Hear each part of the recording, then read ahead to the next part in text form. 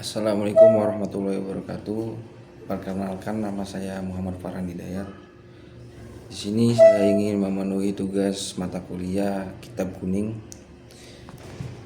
UTS, yaitu yang pertama membaca kitab, yang kedua menerjemahkan, yang ketiga menjelaskan dan menjabarkan atau menjelaskan tentang qawaid. Tidak lupa dengan NIM saya, yaitu 24810101114. Langsung saja pada pembahasannya. Bismillahirrahmanirrahim. Faslun, suatu fasal fil istifadati, mengenai mengambil faedah. Wayam bagi, dan seyogia ayyakuna, hendaklah tolibul ilmi, pelajar, mustafidan, mengambil faedah, fi kulli waktu, dalam setiap waktu, hatta, sehingga yahsula, bisa meraih lahu, bagi pelajar, al-faddu, keutamaan, wa tariqul istifadati, dan cara mengambil faedah, ayyakuna, ma'ahu, bersama, hendaklah para pelajar, fi kulli waktin, dalam setiap waktu, mehrobatun, tinta, mehbarotun, tinta, hatta, sehingga yaktuba, dia bisa mencatat, ma yasma'u, yang bisa dia dengar, minal fawaidi ilmiyati, dari faedah-faedah ilmu. Kila, dikatakan, man hafido, siapa saja, siapa saja yang telah hafal, farro, pasti hilang, wa man kataba, dan tetapi siapa yang menulisnya, syai'an, apapun, korron, maka akan tetap, wakila, dan dikatakan, ala ilmu itu ma yukhadu, apa yang didapatkan, min afwahil rijali, dari kata-kata tokoh, di annahum, karena sesungguhnya mereka yang faduna telah hafal, ahsana, yang terbaik, ma apa saja, yasma'una, yang mereka dengar, wa yaquluna, dan mereka akan berbicara, ahsana, yang terbaik, ma apa saja, yafaduna, yang mereka hafalkan, wa sami'tu, dan saya pernah mendengar, Syekh al-Ustad Zainal Islam Al-Ma'ruf, yang terkenal, bil adabil mukhtari, dengan sastrawannya yang terpilih, yaqulu, dia berkata, qala, telah berkata, Hilal bin Yasari, itu saya melihat, an-nabiyya, kepada Nabi sallallahu alaihi wasallam, yaqulu, bersabda Nabi, li ashabihi, kepada sahabat-sahabatnya, syai'an, tentang sesuatu, minal ilmi, daripada ilmu, wal hikmati, dan hikmah. Fakultu, lalu saya berkata, ya Rasulullah, wahai Rasulullah, a'idli, ulanglah untukku, ulanglah li, untukku, makulta, apa yang telah engkau katakan, lahum, kepada mereka. Faqala, lalu menjawab Rasul, li, kepada aku, hal ma'aka mihbaratun, fakultu ma'i mihbaratun, hal ma'aka mihbaratun, apakah bersamamu ada tinta? Fakultu, lalu saya menjawab, ma ma'aya mihbaratun, ma ma'aya, tidak ada padaku, mihbaratun, tinta. Faqala, lalu bersabda Nabi sallallahu alaihi wasallam, ya Hilal, wahai Hilal, la tufarikil mihbarata, la tufariki, janganlah kau meninggalkan, mihbaratun, pulpen, fa innal khaira, karena sesungguhnya kebaikan, fiha, pada pulpen, wa fi ahliha, pada ahlinya pulpen, ila yaumil qiyamah, sampai hari kiamat. Penjelasannya pada pasal ini yaitu mengenai mengambil faedah, dan semestinya hendaklah pelajar itu mengambil faedah dari setiap waktunya, sehingga bisa meraih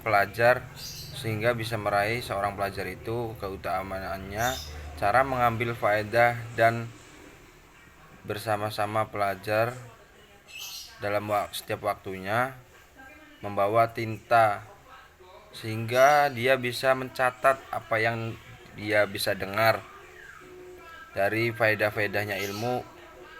Dikatakan, siapa saja yang telah hafal, pasti hilang, dan tapi siapa saja yang menulisnya dan adapun itu maka akan tetap teringat di dalam pikirannya.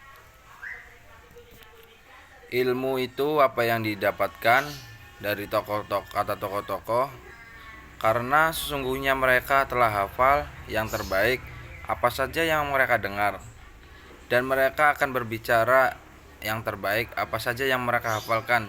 Jadi mereka itu menghafalkan apa yang mereka dengar dan menulisnya, jadi agar tidak lupa seketika.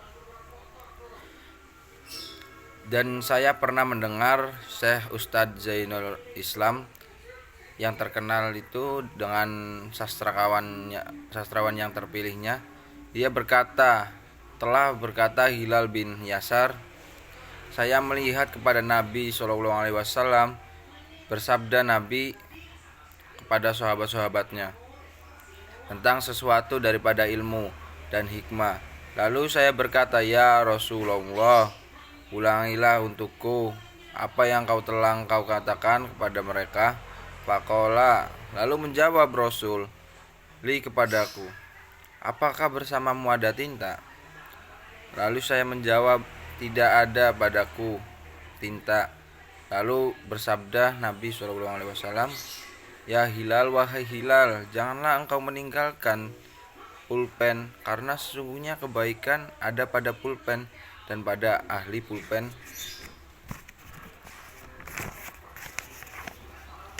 sampai hari kiamat. Jadi penjelasan dari fasal ini yaitu tadi pentingnya untuk mencatat pulpen,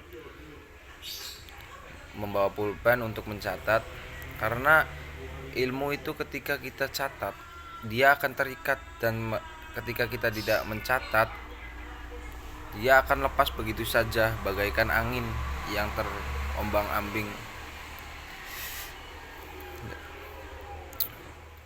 Dan apa yang kita dengar dari guru-guru kita itu harus kita catat agar kita selalu mengingatnya, tidak lupa seketika. Baik, selanjutnya saya ingin menjelaskan tentang qawaid yang berjudul khafad. Pengertian khafad atau jar adalah salah satu bentuk i'rab atau perubahan akhir kata dalam bahasa Arab yang menunjukkan bahwa isim atau kata benda itu adalah keadaan majrur, yaitu bentuk yang dibaca kasroh atau memiliki tanda ya, tergantung jenis katanya. Dalam sebagian kitab nahwu, istilah khafad atau jar dipakai, namun kitab-kitab yang lain seperti Al-Jurmiyah lebih umum dipakai istilah majrur. Keduanya merujuk pada hal yang sama, tapi cara pengertiannya yang berbeda. Ciri-ciri hurufnya yaitu adalah ciri-ciri jar majrur yaitu adalah kasroh, ya kadang fathah. Huruf-huruf jar atau huruf-huruf khafad yaitu ada 10. Yang pertama min, ila, an, ala, fi, ruba, ba, kaf, lam, huruf qasam. Dan huruf qasam itu ada 3, yaitu wa, ta, ba, wallahi, tallahi, billahi. Penyebabnya menjadi khafad atau dijarkan yaitu isim menjadi majrur karena 3 faktor utama. Salah satu faktornya yaitu didahului oleh huruf jar. Huruf jar adalah huruf yang menjadikan isim setelah dalamnya keadaan khafad. Contohnya tadi huruf jar itu ada berapa? Ada 10 ya. Yang kita ketahui kan 10 sering kita itu. Nah, contoh kalimatnya gini, zahabtu ilal madrasati. Aku pergi ke sekolah. Al madrasati majrur, dimajrurkan karena ada ila. Tadi kan huruf jar ada ila ya. Nah, yang kedua al-kitabu ala tawilah, buku di atas meja. Buku ada di atas meja. Atau wilah dijerkan atau dimajrurkan karena menjadi majrur karena ada huruf jer, yaitu ala. Yang kedua adalah menjadi mudhof ilaih. Mudhof ilaih dalam idhofah konstruk kepemilikan kata kedua mudhof ilaih selalu harus majrur. Hadza kitabut thalib. Ini buku milik siswa. At-thalibi majrur sebagai mudhof ilaih. Babul masjidil kabiru. Pintu masjid sebesar itu. Al-masjidi majrur sebagai mudhof ilaih. Isim jamak mudzakkar salim dalam posisi majrur. Untuk jamak mudzakkar salim, jamak beraturan laki untuk laki-laki, tanda khafat adalah ya, bukan kasroh. Contohnya, marartu bisulaimain. Aku melewati orang-orang muslimain, majrur dengan ya karena ada ya. Takallamtu ma'al mujtahidin. Aku berbicara dengan para pekerja keras. Al-mujtahidin dijadikan jer, menjadi jer karena ada ya. Jadi yang kita pengingatnya gampang tuh ya, buat mengingatkan itu isim mufrad. Misal ketika ada isim mufrad, contohnya itu al-masjidi, al-kitabi kasroh, tanda jernya kasroh. Jamak taksir, contohnya misal al-buyuti, al-kutubi, tandanya kasroh, itu berarti tanda jernya kasroh, itu berarti jer, jamak taksir yang jer. Seperti misal jamak muannas salim, al-muslimati, al-amilati, tandanya kasroh, tanda jernya. Nah, yang ketiga itu isim mufrad jamak taksir jamak muannas salim itu memiliki tanda jer kasroh dan memiliki yang memiliki tanda jer ya jamak mudzakkar salim dan asmaul khamsah. Contoh jamak dari jamak mudzakkar salim al-muslimain, al-mujtahidin, yaitu tandanya ya. Asmaul khamsah al-abi contohnya, al-akhi contohnya, yaitu tandanya iya tadi sama. Jadi ya yang tiga itu memakai kasroh, yang dua memakai ya. Ya tadi hurufnya ada 10. Baik, itu saja yang bisa saya sampaikan. Kurang lebihnya mohon maaf karena kita di sini sama-sama belajar. Bila ada kesalahan atau tutur kata yang tidak sopan atau tidak berkenan, mohon maaf. Wabillahi taufiq wal hidayah. Wassalamualaikum warahmatullahi wabarakatuh.